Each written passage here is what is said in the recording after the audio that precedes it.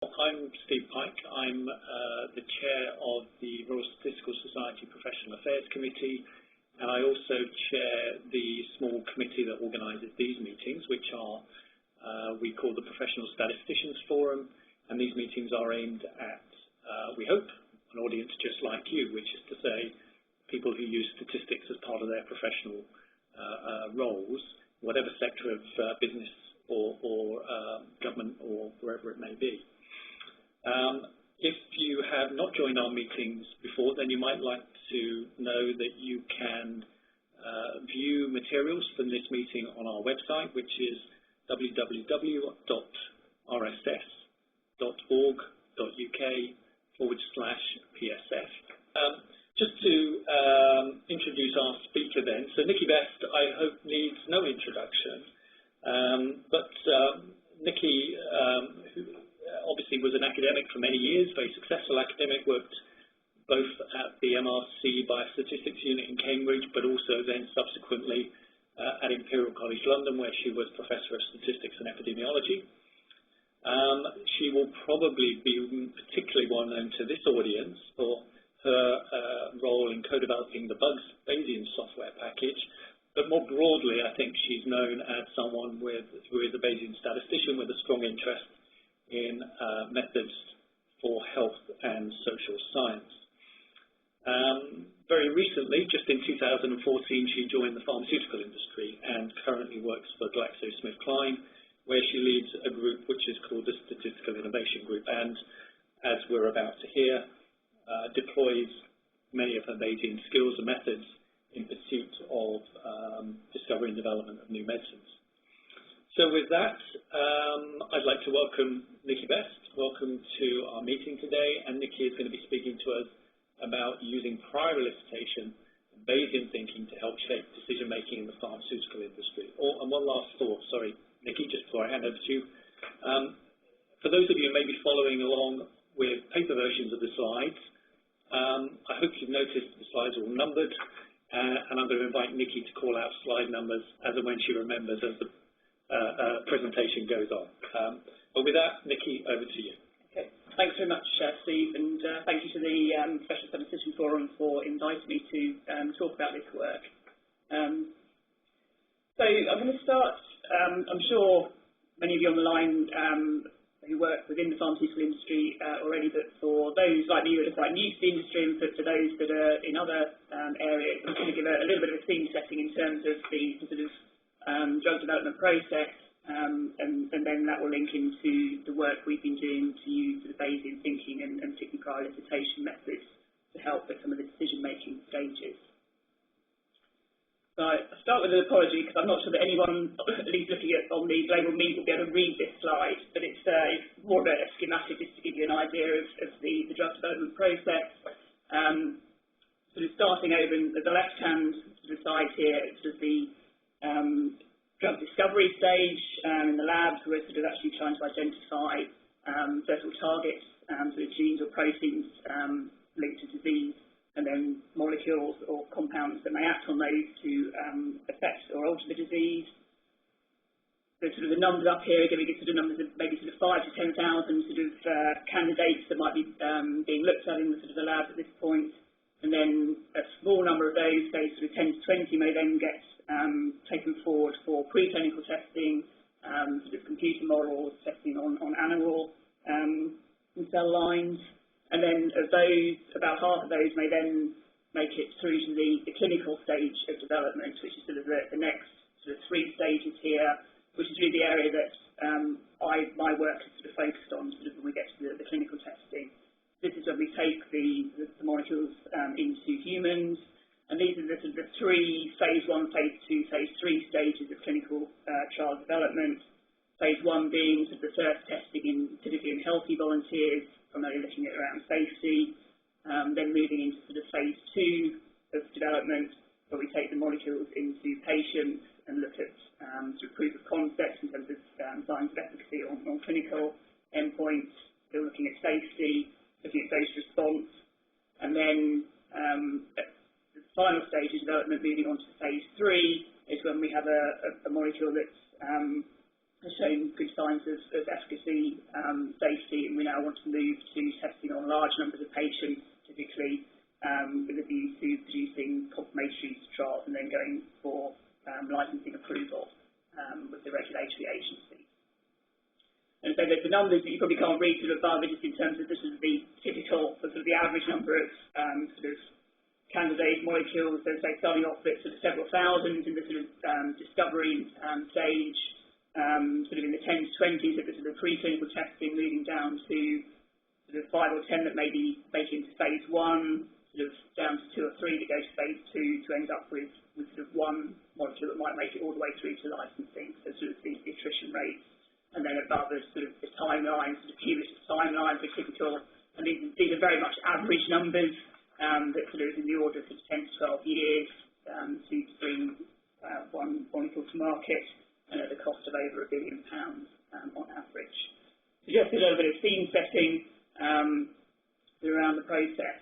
And so I'm going to be focusing particularly around the clinical stages of development. And the next slide gives an indication of sort of some of the key sort of milestone decision points through the drug development process.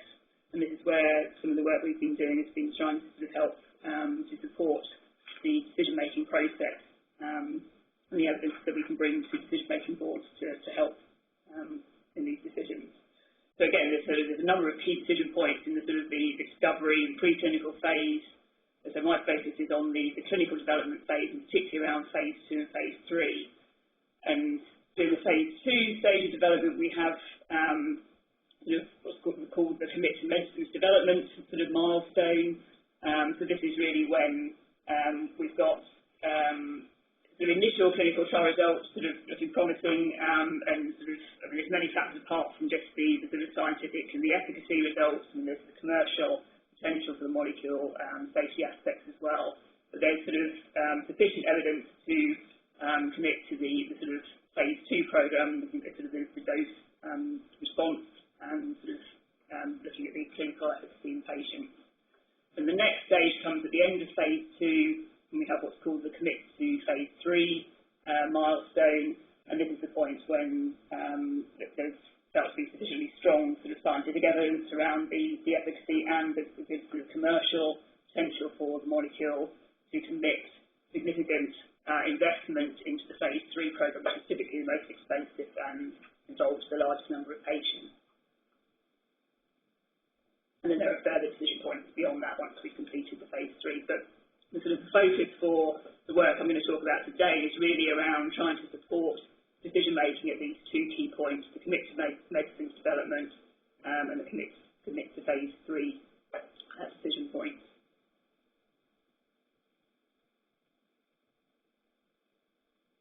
So just sort of one further sort of scene-setting slide around sort of trends, if you like, in success rates within the pharmaceutical industry. And this is sort of data compiled over the past sort of 8 to 10 years. If you across the pharmaceutical industry as a whole, it's data from about 20 pharmaceutical companies worldwide, showing the sort of typical success rates for each of those 3 stages of clinical development. So the sort of phase 1, which is when we first take the molecule into humans. So somewhere around about just under half of the molecules that enter phase 1 will then progress beyond that. And a number of those may not progress for safety reasons. There are many reasons why molecules are not progressed further, but to say the attrition rate is around about 50% or a little bit below that. Phase 2, success rates are down and around the 20 to 30%. So this is when we start to look at the efficacy proof of concepts and looking at the dosing. And here a number of these molecules will fail for lack of efficacy. That's one of the main reasons. And then in phase 3, when we have commit phase 3 requires we've got good sort of strong scientific evidence of efficacy and safety. And we're really looking now to provide evidence to submit to the regulatory agencies for licensing. But even at this stage, the success rates are only around about 60 to 70%. So of molecules entering phase 3, only about 60 to 70% get to submission, and then there's some further attrition rates in terms of those that actually then get approved and licensed with various regulatory agencies. And this has been anyone who works in the pharmaceutical industry, where the sort of the success rate, particularly in phase 3, are being sort of cause for concern, and we need to try and improve and sort of improve these success rates if we're to sustain our current model.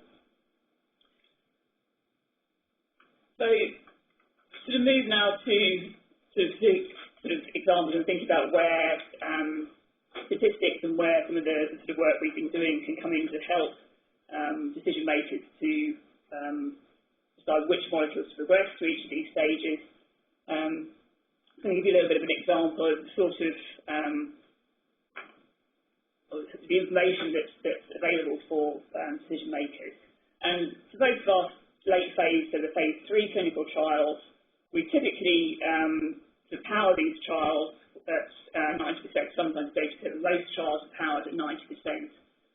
So designing the trial and selecting the sample size and so forth, a design such as 90% power to these trials. But the success rate we've just seen is much less than 90%, so far fewer than 90% of phase 3 trials actually go on to deliver a successful outcome, deliver a significant result at the end of the trial. And it may be obvious to this audience, the statistical audience, that 90% power doesn't mean 90% probability of success. But certainly for many clinical and non-statistical colleagues, this is still implicitly sort of interpreted as such. And I think there's a big sort of question and a big educational piece that we've been trying to do within the industry around educating colleagues about interpretation of power. And a 90% trial that's powered at 90% doesn't necessarily mean there's a 90% chance of delivering a significant result at the end of the trial. So I'm going to give you a case study based on a cancer trial that was run a few years ago. And I'm showing here the results from the phase 2 study, looking at progression. So this is a drug that's given after surgery, and they're looking at progression-free survival, so for how long do we prolong the time until progression of the disease. And the orange line shows you the results for the active, and the blue dashed line is the placebo, and this gave a hazard ratio of 0.75 in favour of the active drug, so 25% reduction in risk of progression for the active compared to placebo. Now, if you look at the confidence interval, it's not statistically significant, but it's an effect in the sort of right direction in terms of the favouring the active treatment. And there were other biological arguments to sort of support why we felt that this was a potentially interesting molecule. And so it was decided to progress to a phase 3 study, which was powered at 90% for detecting hazard ratio, actually marginally higher than the observed one in the phase 2 study, but essentially powered around the observed effects in the phase 2. When the phase 3 trial completed, the results showed conclusively non-significant effect. The hazard ratio for the phase 3 was 1.02, so marginally in favour of placebo and clearly non-significant. And this is a very, unfortunately, common sort of story. We have promising results from phase 2, but when we take into phase 3, we don't achieve statistical significance. And so, we might ask, well, should we be surprised by that phase 3 result?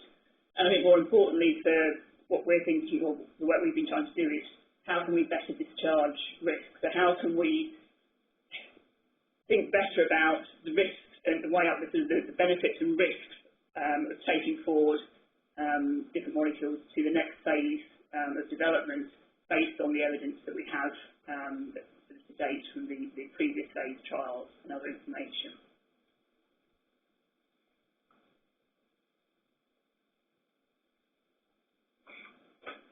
So, going back to sort of the issue around what the design trials and what power is telling us.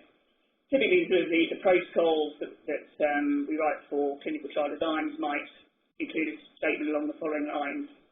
Something like, assuming a clinically relevant difference of 2 points on the primary endpoint scale, with a standard deviation of 6.2, then 200 subjects per arm are required to provide 90% power at the 5% alpha level. I apologise, so I haven't been reading out page numbers. So for those that aren't following on screen, I'm now moving on to slide 10. So the key point about a power statement such as that in the protocol is that we are assuming or conditioning on a particular effect size when we compute the power and work out the sample size needed for a particular study.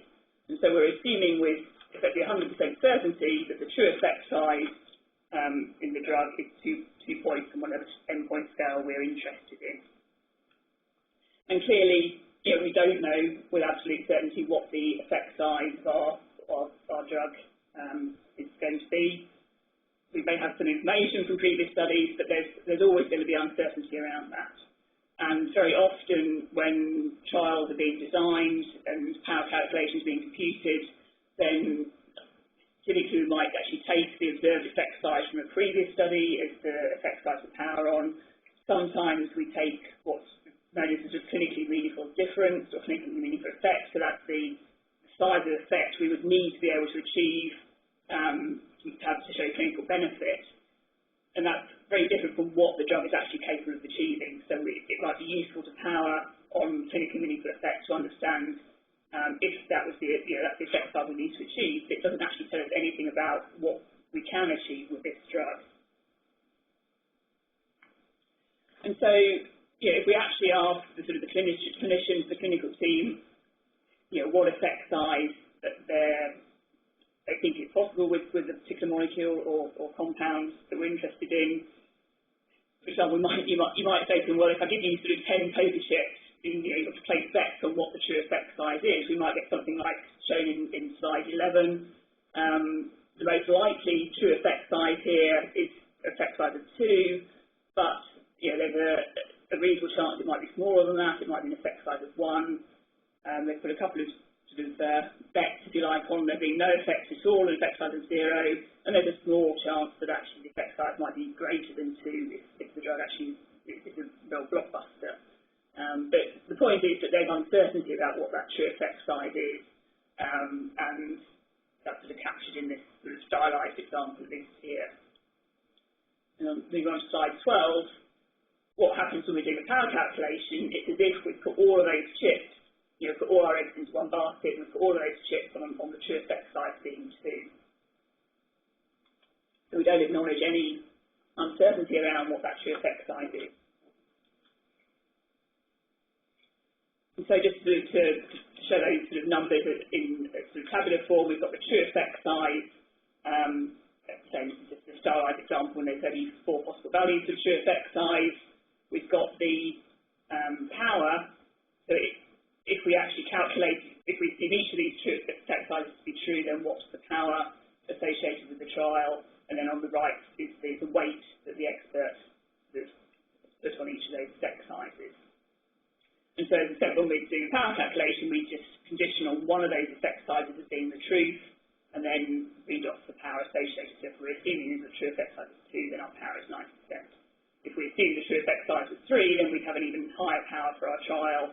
If we assumed it was 1, then we'd have a much lower power. The point is, we don't know which one of those is true, but we have some belief around which ones are more likely to be true than others. So what might be a more sensible thing to do is to actually take a weighted average of the power associated with each of the true effect sizes, weighted by our beliefs around which ones are more plausible. And so if you multiply the power column by the weight of the expert's belief, and then sum those up, you end up with a value of 57%. And that's what has been within the industry is now typically referred to as the assurance of the design. And that's this was introduced, the concept introduced by Tony O'Hagan and colleagues about 10 years back. It's effectively it's the weighted average of the power weighted across the belief distribution for the true effect size. Another term that's often given to this is the probability of success for the trial. So the probability of achieving a statistically significant result for that trial design based on our beliefs around what the true effect size is before we start the trial. So key difference being that the power is conditional on picking a particular effect size and assuming that's to be the truth with 100% certainty. The assurance or the probability of success is averaged across beliefs around what the true effect size is.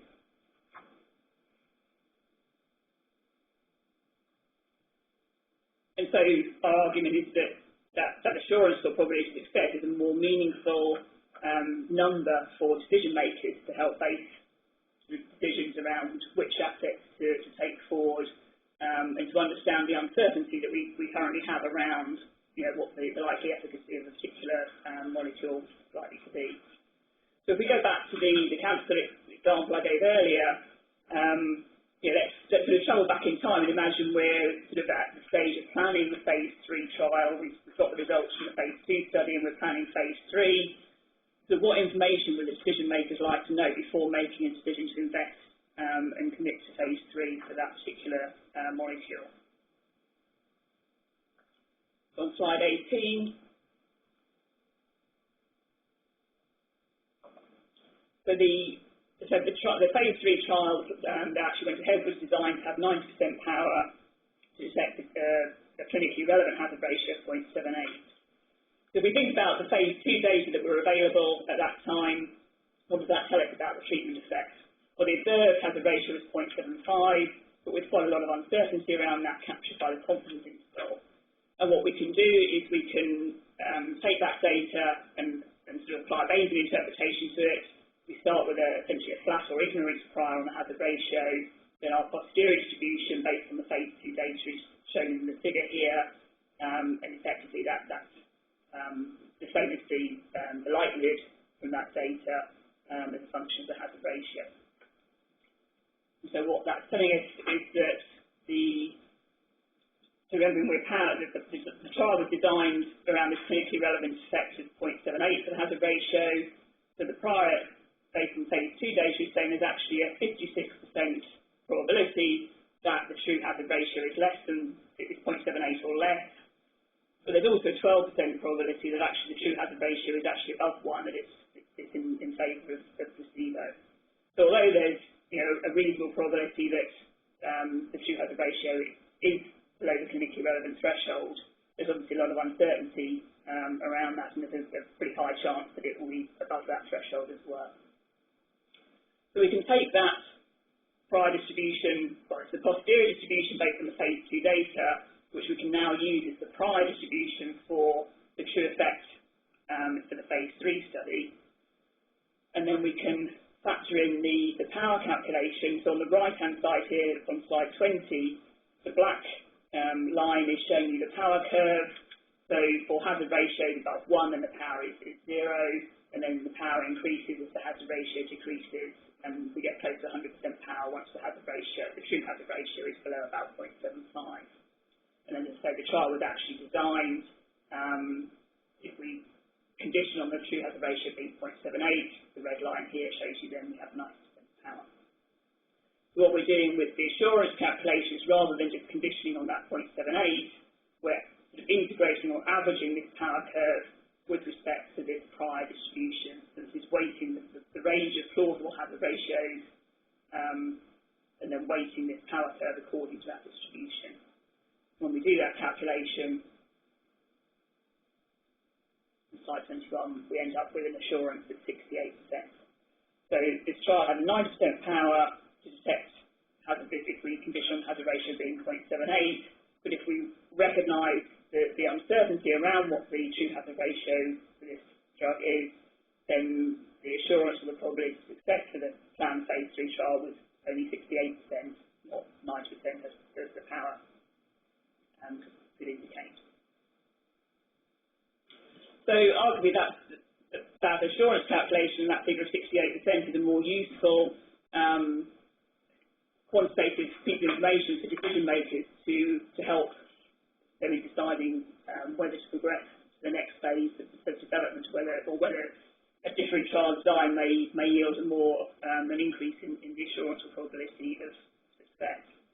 So that, combined with an underlying understanding of what the uncertainty, what the prior distribution on the hazard ratio actually looks like, is more informative than a simple power statement. So just to summarise, so that assurance is the probability that the trial will meet its primary endpoint based on the current, so back in time when we only had the phase 2 data, on the current evidence about the treatment effect. So, yeah, that's a step in the right direction, but if we actually sort of think about the prior distribution we've used there, it's based directly on the phase 2 trial and nothing else. And of course, that phase 2 trial doesn't exist in a vacuum. There's been, all the stages of development leading up to that phase 2 trial, the data generated from sort of earlier phase trials, sort of the non-clinical data, there may be data on similar molecules in the disease area. So there may well be other evidence which is relevant to our current sort of understanding and beliefs around what the true effect size, what the true hazard ratio might be for this drug. And another factor which is very common is, we rarely have exactly the same, we rarely replicate, the next trial is rarely replicated as the previous trial, and so the phase 3 setting for this cancer example was not exactly the same as the phase 2 setting. It was actually a slightly different treatment in terms of the way that the molecule was delivered and the additional therapies that were given in combination with it. It was also a slightly different population. The phase 2 trial was restricted to patients with stage 2 tumours. The phase 3 setting was extended to cover both less severe, so stage 1 and stage 3, so it's a broader population.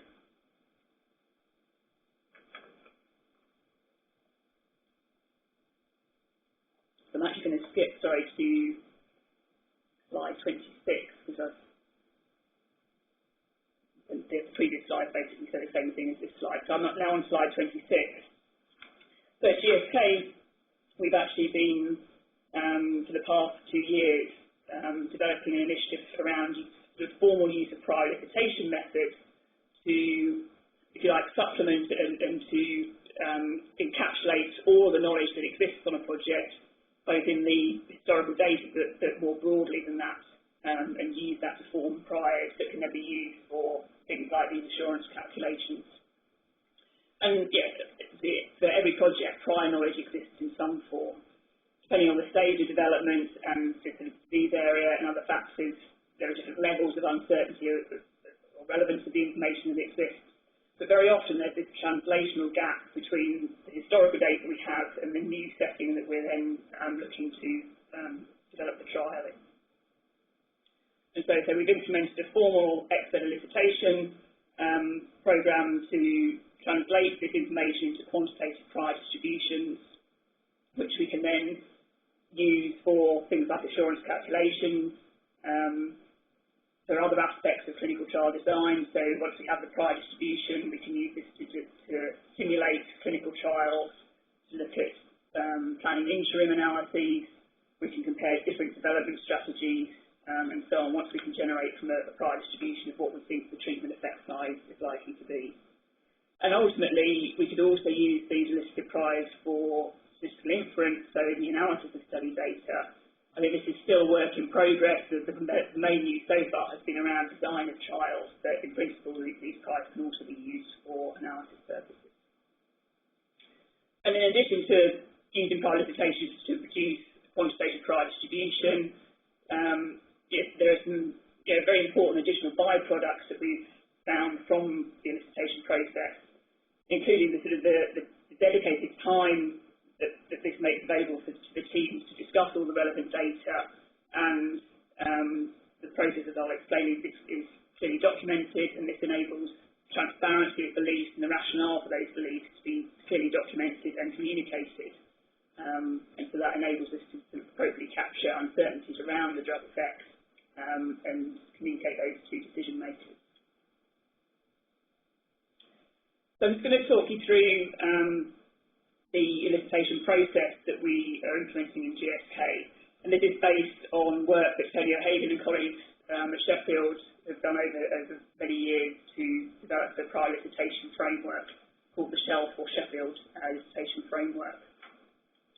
So we sort of start at the top with a sort of like problem definition. So the project team will have some sort of decision problem or statistical model, and for whatever reason there's limited evidence, there's a lot of uncertainty, there may be this translational gap between the evidence setting that they have and the new setting that they're trying to design a trial for.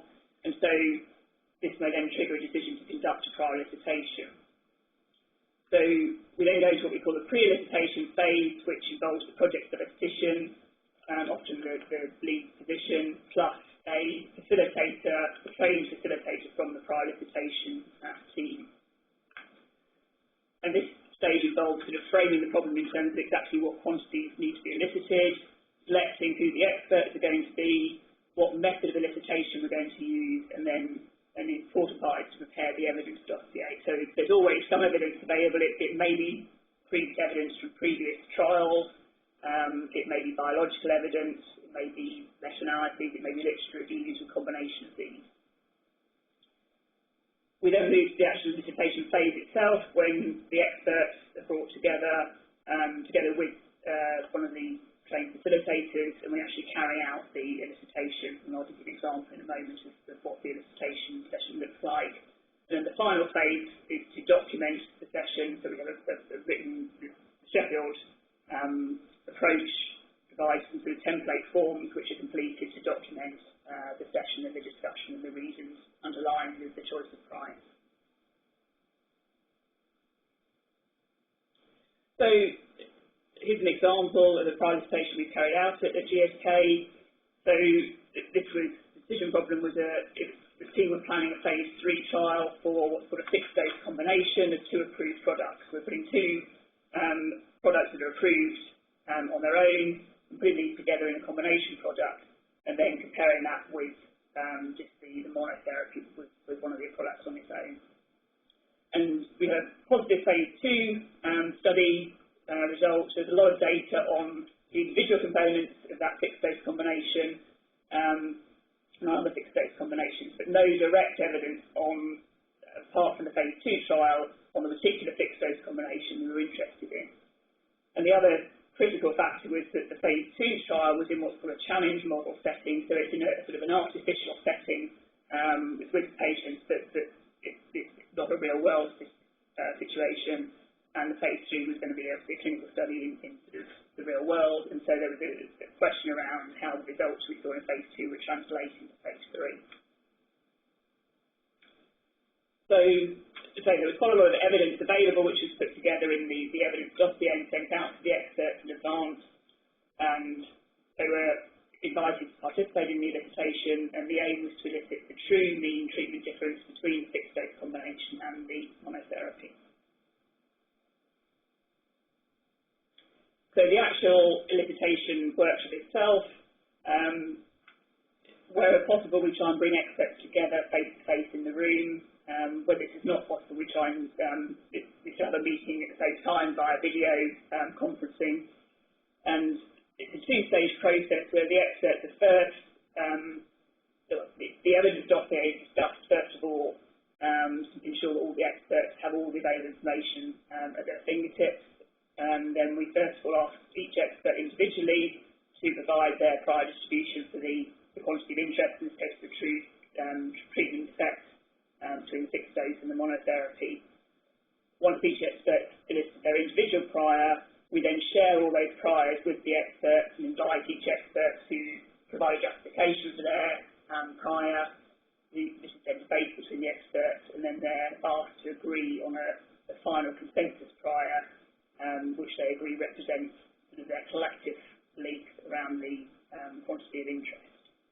So there are various methods you can use to elicit the experts' opinions. We've tried various methods, and the one we typically find works well is what's called the roulette method. If you can sort of see in the top right here, effectively you can either do this via a computer interface or with a piece of paper and chips, a bit like the sort of the plot I showed earlier on with the sort of the roulette chips. You sort of place your bets, you build a histogram, placing sort of more chips in the things where you think the most likely effect is going to fall. And then the computer software then fits the parametric distribution to the histogram that each expert has come up with. So then these are displayed together on the bottom plot, shows the experts, and then we ask the experts to either using the roulette method or a variety of other methods come up with a consensus distribution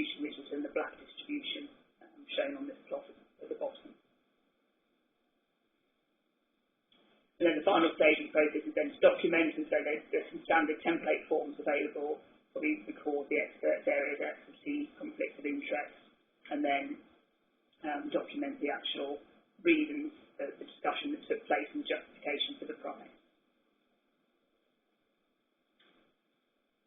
Okay, so sorry, moving to slide 35.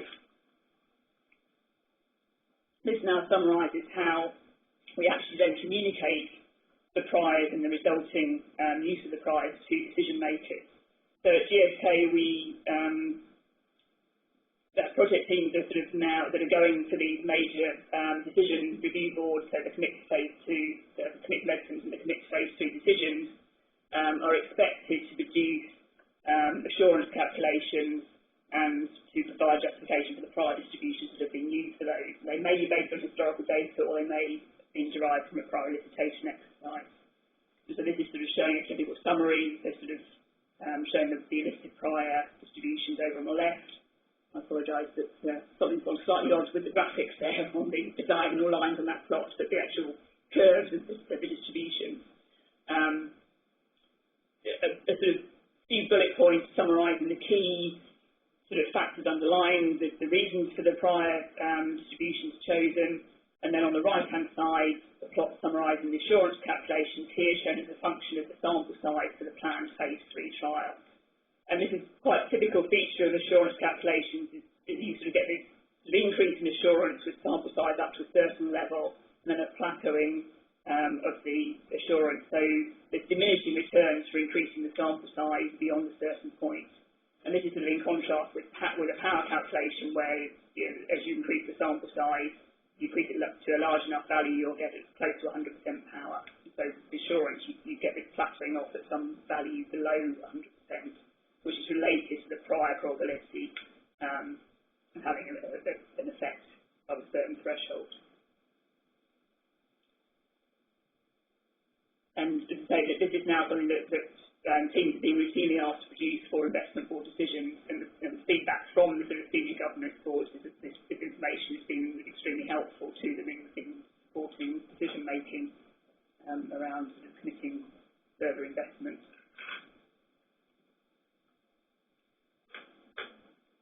So I'm just going to finish by just talking about a little bit of ongoing work that we've been doing to sort of, I suppose, refine the prior elicitation process in certain settings. So, clearly, prior elicitation, we're eliciting expert judgment and belief, and the process is designed to try and be as rigorous and as unbiased as possible in terms of ensuring that what we elicit truly represents the expert's belief. But of course, the experts themselves may be more or less optimistic and they have different areas of expertise, and so their beliefs will vary. But one thing we've been trying to do is, experts who have a vested interest in the molecule, are likely to be on the optimistic side in most cases. And so one thing we've been looking at is how we can manage the sort of tendency for over-optimism in expert opinion. So in some situations, we've developed sort of a two-stage elicitation. When we first elicit a prior distribution for the true effect size conditional on the drug working in some sense, and we just start to talk with the experts about what that means. But maybe in terms of the assumed mechanism translating into and leading to clinical benefit. So we say, if the drug works, what sort of size of treatment effect, what sort of efficacy do you expect for this molecule? And then we separately ask them, each expert, for their actual probability that the drug will work, the mechanism will translate. And then we can combine those two. So, for example, here, the distribution is the conditional distribution if the drug works and what the effect size will be, and the expert believes the 20% chance that the drug actually will work. And then we can combine that with a sort of, if you like, an 80% weight on there being very little or placebo-like effect of the drug, so an effect centred near zero, and then we can combine those two into a mixture distribution, where we have a sort of mass near zero with weight given by the experts on their weight on the drug not working, and then the second component of the distribution, which represents their beliefs around what the effect size would be if the mechanism of the drug does actually work. and then we can use this mixture prior in the same way as the standard priors for assurance calculations or in principle for analysis purposes.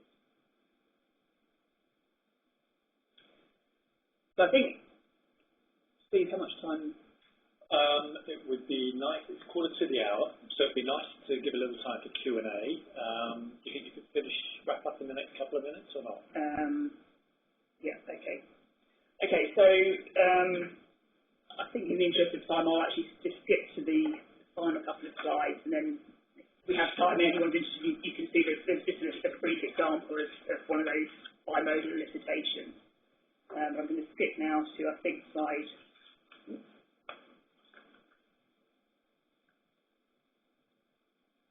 Slide 48.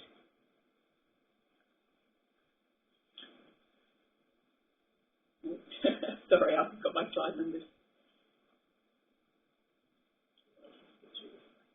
Here we go. Okay, slide 45. So just to sort of finish with a summary of, I guess, the challenges and benefits of the prior elicitation work from our experience at GSK, I think we found that the prior elicitation approach has enabled project teams to utilise whatever historical data is available, together with the wealth of knowledge and experience that the project teams have, both from internal experts and external experts. And the elicitation process importantly brings in this sort of collective thought aspect, where they actually formally get together and discuss their knowledge, their interpretation of the data, and debate that, and that's proved very helpful to teams, and we feel gives a more robust sort of output in terms of representing and capturing their beliefs and knowledge about the treatment effects of interest, which can then feed into study design and analysis. And so far we've carried out, I think, 13 elicitations at GSK. We've got another 3 coming up in the next sort of month or so, and I think without exception, all of the elicitations we've done, we've had positive feedback from the team. It's taken a little bit of persuasion and work, I think, the first time round to get some of the clinical teams on board to do this, but we're now getting teams coming back for their second elicitation in some cases, so they've obviously found benefit and are wanting now to continue and to go forward doing this type of approach for future studies as well. There are a number of practical challenges. For each elicitation, so we need experienced facilitators. The process we're using with this sort of collective discussion and then sort of consensus prior distribution from several experts requires a facilitator to manage the discussion and to lead the experts through the sort of the technical process. And so we've been training up a pool of facilitators within GSK from within the clinical statistics group to lead these elicitations. And typically we need 2 facilitators per session, one to actually lead the discussion, then one to run the software and keep the written record.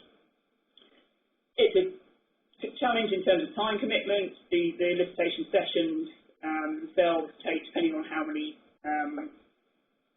quantities we're trying to elicit, typically 3 to 4 hours, sometimes longer. So getting a lot of busy experts together at the same time is a challenge, but we've managed to convince teams it's worthwhile to do this. Ideally, we need to be face-to-face in the same room, or if not, via BTC, because of the sort of the debate aspect of the process. And we need experts who are open-minded, and on the whole, we've found that most experts have been very open to doing this process. We've had 1 or 2 that have taken a bit of persuasion, but I think on the whole it's actually been a very beneficial process, and the experts have found it very helpful. In terms of the sort of benefits, the use of assurance for decision makers is actually, again, with the senior governance boards of GSK have endorsed the use of assurance, and they've found it helpful and are now requesting this routinely from project teams. It's much more meaningful to them than power calculations, but if you're going to use assurance for helping with trial design decision making, then you have to bite the bullet, if you like, of actually providing prior distributions, be that based on data or based on expert knowledge.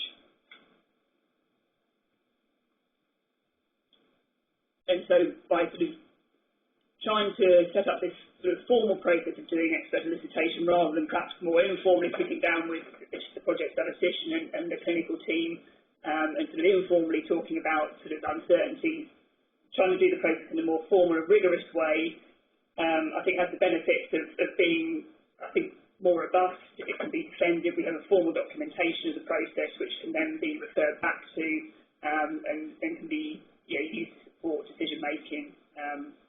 Sort of both within the project team and say at the sort of decision governance board. So we now require, or there's an encouragement for all project teams to provide these one-page summary slides, like I showed earlier, to summarise the prior distribution and the assurance for all of the major governance board decisions. And in terms of the impact, I mean, it's still fairly early days. So we've been doing this for about the past 18 months. But a recent example of a project team that went through prior elicitation for a phase 3 study based on the prior assurance calculations. This helped to the decision, the government board, to endorse a 25% reduction in the sample size over the original trial design, which translated to a cost saving of around 15 million and about an 8-month saving in the timeline for the trial. And several other examples of project teams on the basis of assurance calculations and the prior elicitation exercises that's led the teams to then consider including the interim futility analyses in several studies when the assurance has been, say, around about the 50 to 60%. That suggests that there's a non-negligible risk of not achieving the endpoint, and so having an interim analysis partway through the trial to actually have a look at the data and see what's going on provides an important opportunity to then assess whether the trial should continue or not. So again, that's a very positive benefit from having done the assurance calculations. So I just wanted to finish with acknowledgements. A long list of people here who, along with myself, have been very closely involved in developing the prior elicitation work and the assurance work within GSK. And I think really all of clinical statistics within GSK who've actually sort of adopted the approach and are now being encouraged and encouraging their project teams to consider the use of prior elicitation and assurance in all projects going forward. I'll stop there. Thank you, Nicky. There's clearly a lot that one could say about this area, and I don't doubt there are many questions. In fact, several have been posted already. I'll just remind all of you on the line that you can ask a question in one of two ways. You can either use the Q&A button at the top of the page, or you can unmute yourself by dialing *6 on your keypad. Maybe I'll just take Chairman's privilege, if I may, to ask the first question. And it sort of relates actually to one of the questions that's been posted, or certainly in the same general area. My sense of listening to the talk, Nicky, is that this clearly has a role in internal governance within your company. And I guess it's used as one of the things that help drive investment decisions. We're going to spend a lot of money. How do we feel that in light of the assurance of the study, the priors, and so on? But there's a question about the regulatory aspects of this, and I wonder if you had any sort of engagement with regulators, or you or other members of your team have spoken to the regulators about the role of elicitation, Bayesian approaches in our drug trials, and how they might feel about any of that. But I think we're still at very early days, and I mean, I'm aware of actually one trial, an academic trial, where prior elicitation has been used and is planned for actually not only for the design but for the analysis in a rare disease paediatric setting. My impression is, I mean, we haven't directly engaged with regulators at this stage, and so primarily at the moment we've been using assurance and Bayesian ideas and elicitation for design of trials.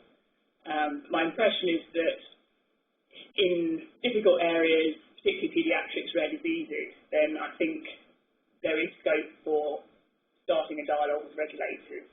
But as I think it's very early days yet, but in much the same way as the idea of extrapolating from adult studies, I think the door is open if you can provide a good justification for a prior and its basis, then I think we should be prepared to sort of explore that option. I think beyond that at the moment, I think it's too early to say, but trying to sort of at least start in terms of like conference sessions and sort of debating the issue. I think it's it's starting to gain some traction. So I think hopefully watch this space. Thank you. Let me just pick up on another one of the posted questions then, if I may. So this one, Fiona Underwood has posted, and she talks about her own experience of using these and similar methods in her own organisation. She talks about, in particular, key challenge when dealing with disagreements between the experts, especially when they're debating the merits of current literature, their own knowledge, which might not be documented. Any hints or any sort of learnings that you would like to share in terms of how to make that process of bringing experts round the table and sort of coming to some sort of view on what an appropriate prior might be? Yeah. Yes, I mean, that's clearly one of the biggest challenges of the approach we've been using, which is the sort of what's called the behavioural approach, and trying to come up with a consensus prior. I mean, I think that's why we've done it. It's been essential to do this formally and to train people to be facilitators of these sessions, to try and help to manage that. And it's difficult. It's a challenge, and the personalities do come into it.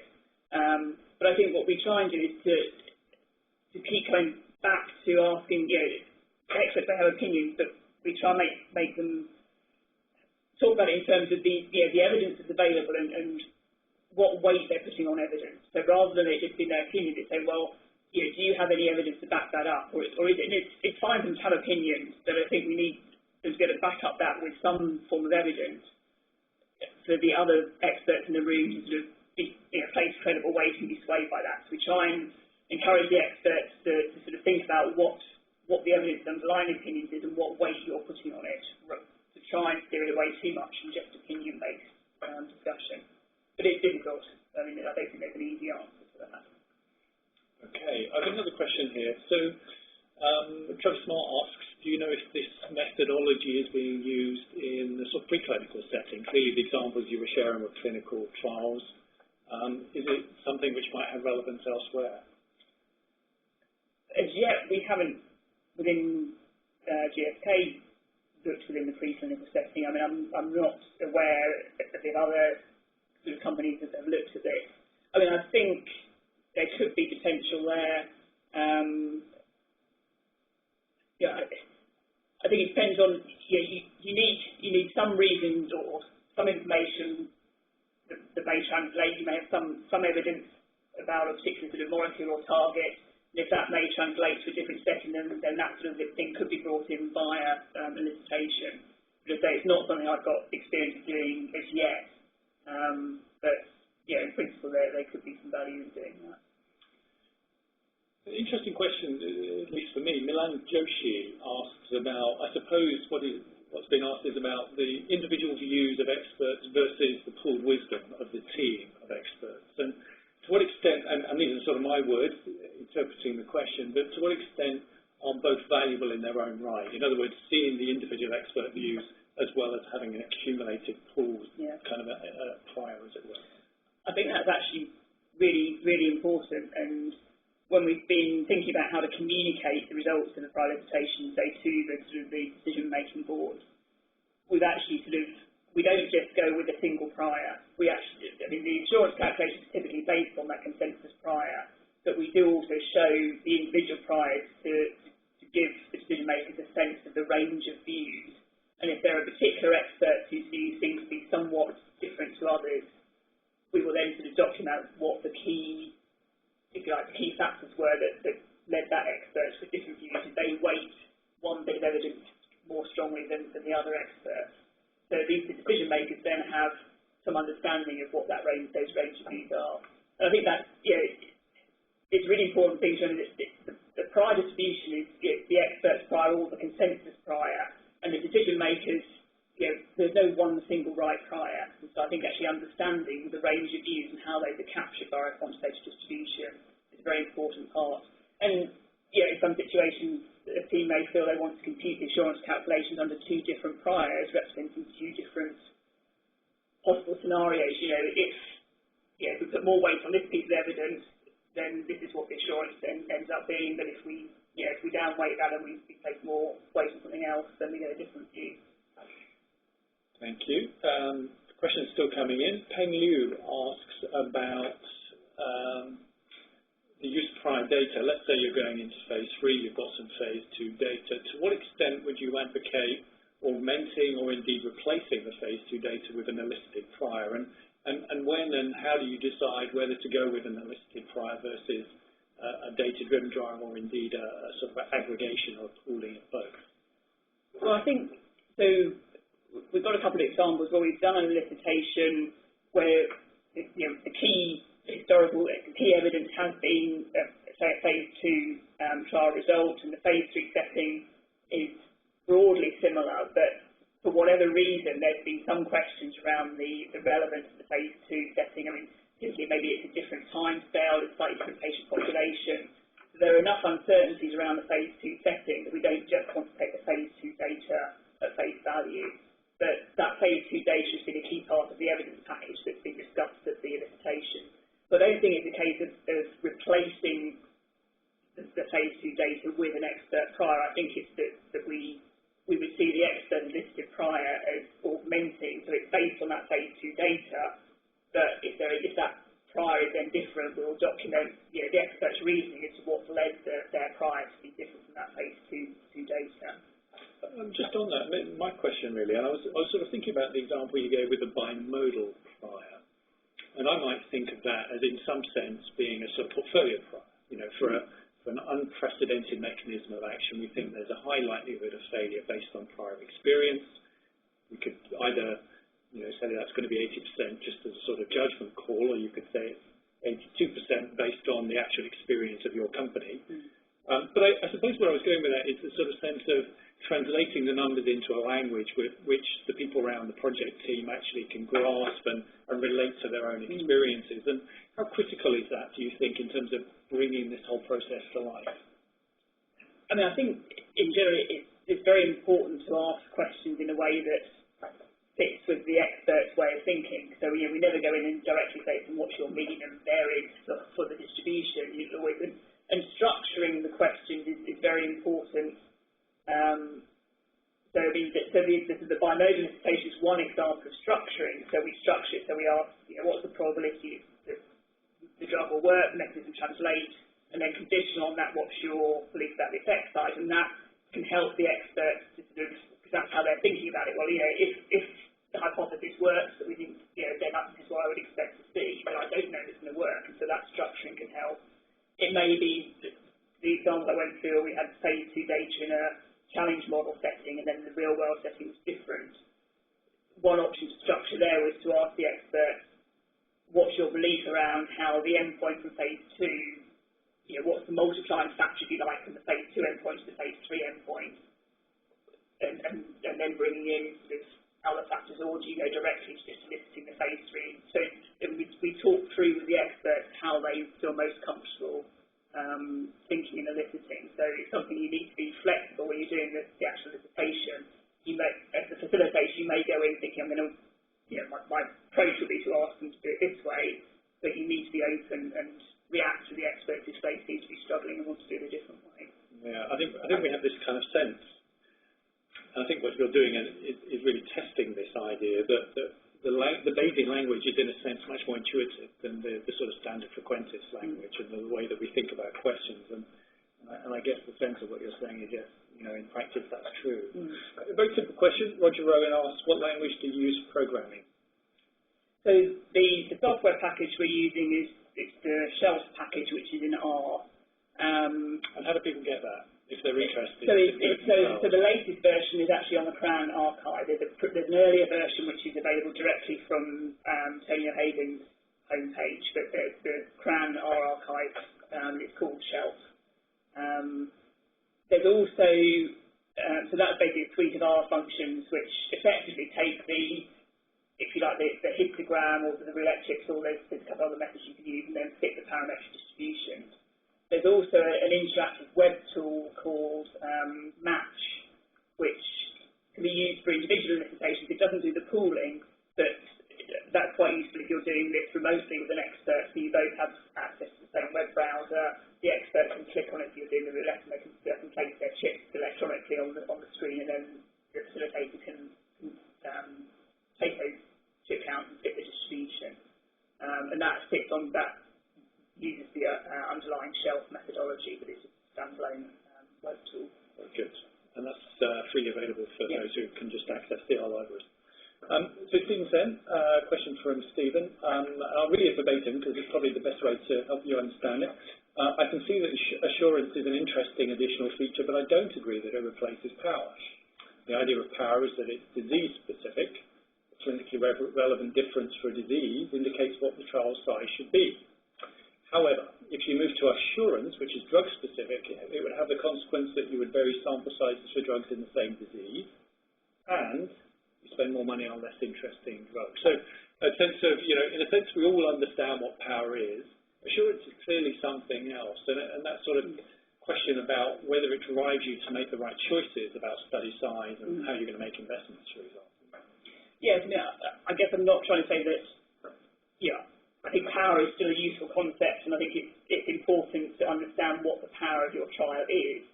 But I think for decision making, if we power a trial based on a clinically relevant difference, but actually, if there's not much chance of our drug actually achieving that difference, that's what's captured by the assurance, and so it's important to actually understand that. The project team and decision makers to understand that. And I think I would also always advocate that we don't just quote assurance in isolation. I think the assurance needs to be accompanied by the prior distribution, in sort of either numerically summarised or sort of a graphic to understand what the underlying beliefs are around the treatment effect. And I think that then puts the assurance into context. So, I wouldn't argue that we can do away with power, but I think for decision makers and for deciding on investments and things, I think it's important to understand what we think the drug is capable of, as well as what's clinically meaningful for that disease. Someone picked up on a very small acronym you use. You talked about a BTC, which I think you meant a video teleconference. For those of us who use video meetings routinely, I guess we forget that's even an acronym. There you go, that's what a BTC is. And there was a question, another one's come in from Frederick Orn. Do you have experience of eliciting priors for more than one endpoint, for example, representing efficacy and safety? How do you deal with the dependence structure? Yes, so dependency between quantities is a big challenge. We've not as yet done any elicitations where we've done both efficacy and safety. We have done, so typically if we've got a binary endpoint, then for the assurance calculations we need a prior distribution both on the control proportion and or either the treatment difference in proportions or the proportion on the active arm. And typically there we would, so rather than eliciting a prior on the control proportion and a prior on the active proportion, because those two things are going to be correlated, we actually sort of elicit the prior on the control proportion and then the prior on the difference, because those things are more independent. So I think one thing to do is to try and structure the things you're eliciting in such a way to make independence more plausible. Beyond that, we've not come across any literature which really is able to come up with a good way of eliciting dependence between quantities. Experts, it's famous trying to elicit variances.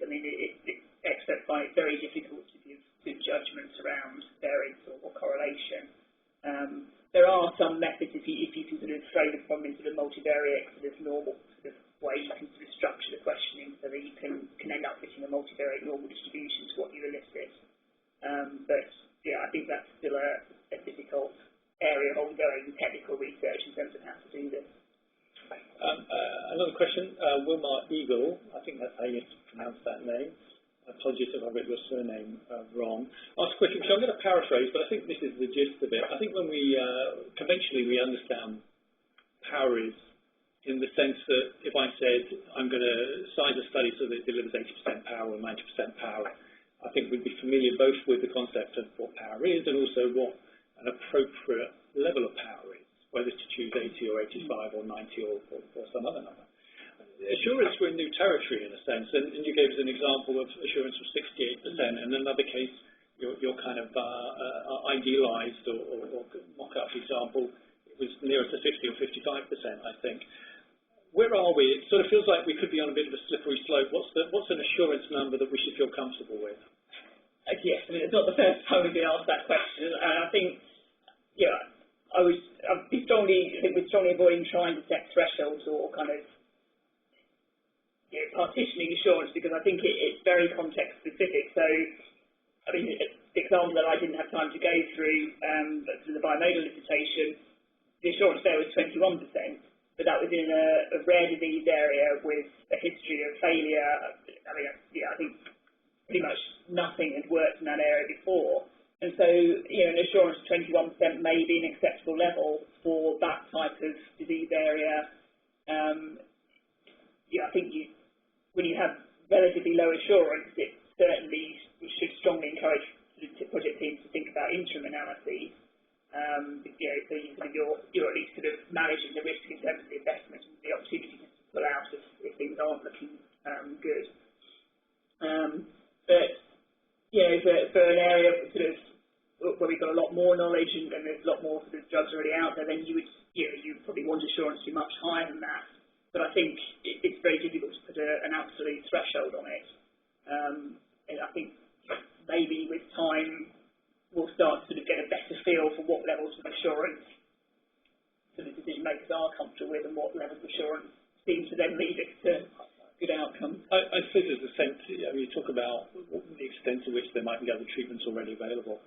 If one's seeing this as a tool to support investment decisions, the amount of money you're about to spend probably also has a bearing on one's tolerance for a lower or a higher value of assurance.